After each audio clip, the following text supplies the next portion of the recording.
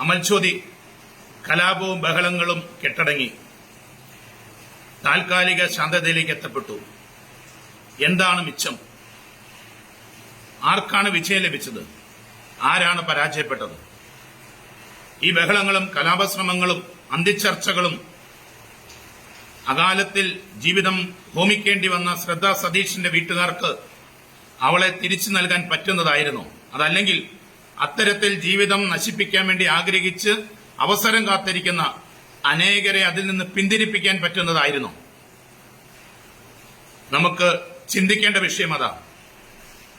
3-4 ദിവസങ്ങളായി നടന്ന ആസൂത്രിത കലാപങ്ങളുടെ മിച്ചവും ആകെ തുകയും എന്ന് പറയപ്പെടുന്നത് ഒരു കാലത്ത് സാംസ്കാരികമായും കലാപരമായും വിദ്യാഭ്യാസപരമായും ഒക്കെ ലോകത്തിന് നെറുകയിലെത്താൻ കേരളത്തെ സഹായിച്ച, ലോകത്തിലെ തന്നെ ഏറ്റവും സമ്പന്നമായിരുന്ന കേരളത്തിന്റെ വിദ്യാഭ്യാസ സംസ്കാരത്തിന്റെ മേലെ അവസാനത്തെ ആണിയും തറയ്ക്കപ്പെട്ടു എന്നുള്ളത്.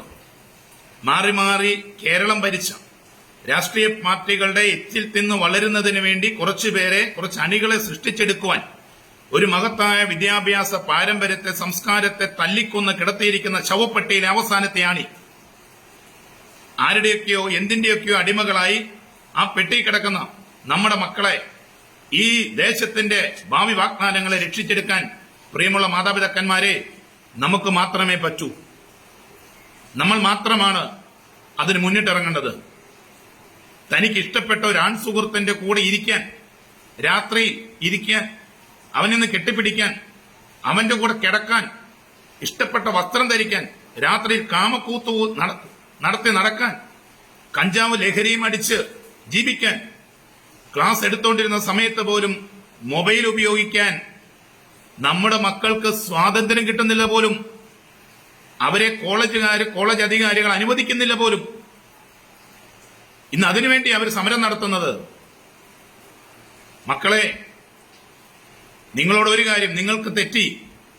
ഞങ്ങൾ മാതാപിതാക്കൾ നിങ്ങളെ കലാലയങ്ങളിലേക്ക് പറഞ്ഞു വിടുന്നത്, മാനേജ്മെന്റുകൾ കലാലയത്തിന്റെ വാതിലുകൾ നമുക്ക് വേണ്ടി തുറന്നു തരുന്നത് കാമക്കൂത്ത് നടത്താനും ലഹരിക്ക് അടിമകളാകാനും തോന്നുംപടി ജീവിക്കാനുമല്ല.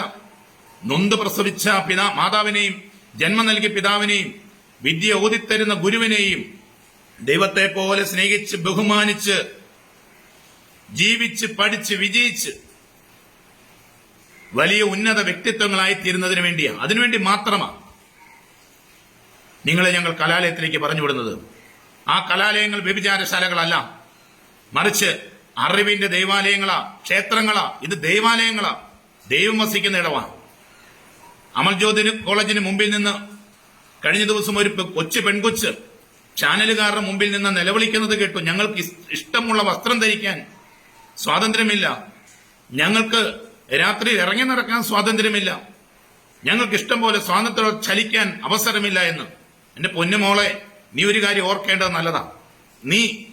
നീ ജീവിക്കുന്ന സാഹചര്യത്തിൽ നിനക്ക് ഇത്രയെങ്കിലും വസ്ത്രം ധരിച്ച് നിന്റെ മുഖമൊക്കെ ഒന്ന് പുറത്ത് കാണിച്ച് സ്വാതന്ത്ര്യത്തോടെ നിനക്ക് പഠിക്കാനും ഇതുപോലെ ചാനലുകളുടെ മുമ്പിൽ വന്ന് സംസാരിക്കാനും നിനക്ക് ചുറ്റി നടക്കാനും ഒക്കെ അവസരം ലഭിക്കുന്നതേ നിന്റെ മാതാപിതാക്കൾക്ക്, ഈ നാട്ടിൽ നിന്റെ അപ്പനും അമ്മയും അടങ്ങുന്ന സമൂഹത്തിന് വിദ്യ ഓതിത്തർന്ന, അവരെ നല്ലൊരു സംസ്കാരം പഠിപ്പിച്ച ഇവിടുത്തെ ക്രൈസ്തവ മിഷണറിമാരുടെ മാത്രം നേട്ടം കൊണ്ടാ, അവരുടെ മാത്രം സംഭാവനയത്, ക്രൈസ്തവ സമുദായത്തിന്റെ മാത്രം കാരുണ്യം കൊണ്ട പൊന്നുമോളെ, നിനക്ക് ഇത്രയെങ്കിലും പറയാൻ പോലുമുള്ള ഒരു സ്വാതന്ത്ര്യം നിനക്ക് ലഭിക്കുന്നതിന് മറക്കരുത്.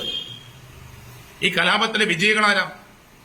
ഇതിന്റെ വിജയികൾ എന്ന് പറയപ്പെടുന്നത് ഈ നാട് ഒരിക്കലും നന്നാകരുതെന്നും നമ്മുടെ വിദ്യാഭ്യാസ സംസ്കാരത്തെ കുട്ടിച്ചോറാക്കണമെന്നും ഇവിടെ പട്ടിണിയും ദാരിദ്ര്യവും അരാജകത്വവും കൊടുകുത്തി വാഴണമെന്നും ആഗ്രഹിച്ച് പ്രവർത്തിക്കുന്ന ചില രാഷ്ട്രീയ പാർട്ടികളും തീവ്രവാദ പ്രസ്ഥാനങ്ങളും ദേശവിരുദ്ധരും രാജ്യദ്രോഹികളും അവരടങ്ങുന്ന അല്ലെങ്കിൽ അത്തരക്കാർ നേതൃത്വം കൊടുക്കുന്ന ഒരു സിസ്റ്റവും മാത്രമാണ് ഇതിലെ വിജയികൾ.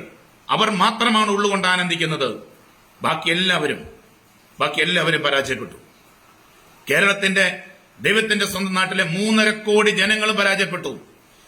അവിടെ കിടന്ന് പേക്കൂത്ത് നടത്തിയ മക്കളുടെ മാതാപിതാക്കൾ നമ്മളാണ് ഏറ്റവും കൂടുതൽ പരാജയപ്പെട്ടവര്. ജന്മം നൽകി വളർത്തിയ മാതാപിതാക്കൾക്കും വിദ്യ നൽകുന്ന ഗുരുഭൂതർക്കും നമ്മുടെ കുടുംബ സാമൂഹ്യ ബന്ധങ്ങൾക്കും കേരളത്തിന്റെ ശ്രേഷ്ഠമായ സാമൂഹ്യ സാംസ്കാരിക മൂല്യങ്ങൾക്കും നന്മകൾക്കുമൊക്കെ മേലെ ഭരണഘടനയിലെ ആർട്ടിക്കിൾ 21 പറയുന്ന വ്യക്തി സ്വാതന്ത്ര്യത്തെ വ്യാഖ്യാനിച്ച് പ്രതിഷ്ഠിക്കാൻ ലിബറേഷൻ ഫിലോസഫിയുടെ ആശയങ്ങൾ തലയിൽക്കേറ്റി കൊണ്ടു നടക്കുന്ന ന്യായാധിപന്മാർ തങ്ങളുടെ കോടതി വിധികളിലൂടെ ശ്രമിച്ചപ്പോൾ തുടങ്ങി നമ്മുടെ കൾച്ചറിന്റെ സംസ്കാരത്തിന്റെ തകർച്ച. നമ്മുടെ ദേശത്തിന്റെ വിദ്യാഭ്യാസത്തിന്റെ സംസ്കാരത്തിന്റെ കുടുംബങ്ങളുടെ മാതാപിതാക്കളുടെ തകർച്ചയും കണ്ണുനീരും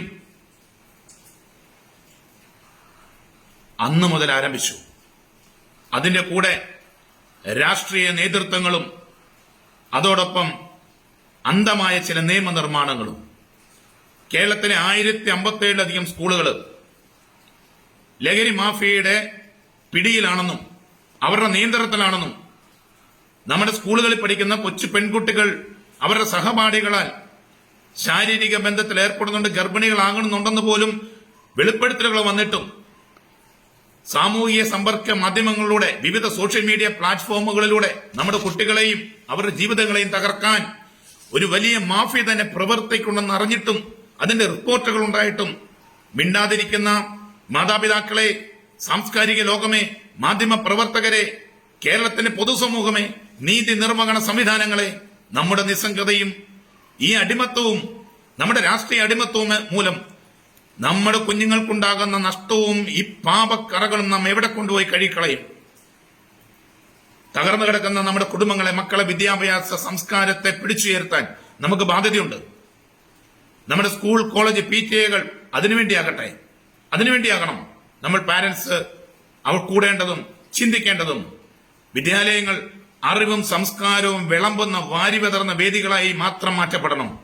മൊബൈൽ ഫോണും സെക്സും ഡ്രഗും നിയോ ലിബറൽ സോഷ്യലിസ്റ്റ് സെക്കുലറിസ്റ്റ് ചിന്തകളും പ്രത്യയശാസ്ത്രങ്ങളും മുന്നോട്ട് വെക്കുന്ന എന്തോ ചിലത്, അത് മാത്രമല്ല ജീവിതമെന്ന് നമ്മുടെ മക്കളെ പഠിപ്പിക്കാൻ കേരളമേ നമുക്ക് കൈകോർക്കാം. നമുക്കൊന്നിച്ചു നിൽക്കാം. നാടിന്റെ നന്മയ്ക്ക് വേണ്ടി തകർന്ന തരിപ്പണമായി പോയ ഈ സംസ്കാരത്തെയും വിദ്യാഭ്യാസ പാരമ്പര്യത്തെയും പിടിച്ചുയർത്തുന്നതിന് വേണ്ടി നമുക്കൊന്നിക്കാം. ഒന്നിച്ച് കൈകോർത്ത് മുന്നേറാം. UCF കൂടെയുണ്ട്, UCF മുന്നിലുണ്ട്. നമുക്ക് ധീരതയോടെ തകർന്നെടുക്കുന്ന ഈ സംസ്കാരത്തെ, സമൂഹത്തെ നമുക്ക് ഉയർത്താം.